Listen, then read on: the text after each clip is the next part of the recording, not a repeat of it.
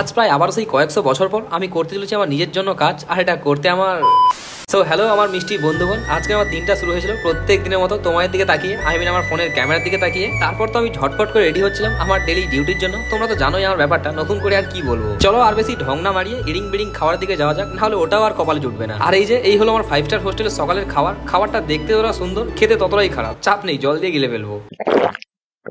চলো এখন আমার খাওয়া দাওয়া শেষ, ফোনটা রুমে রেখে আমি যাই আমার কাজের জায়গায়। দেখা হচ্ছে একদম ডিউটির পর।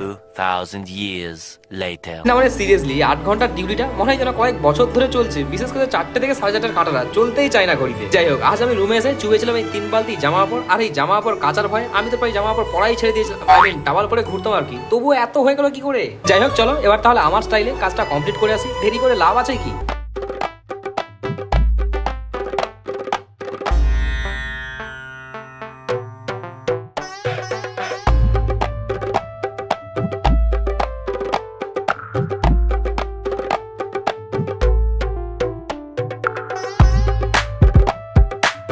সো ফাইনালি বন্ধুগণ আমার সমস্ত কাজ কমপ্লিট আর ভিডিও কমপ্লিট। চলো দেখা হবে আবার এক নতুন সুন্দরী দিনে। আজকে এতটাই থাক, আজকের মতো বাই।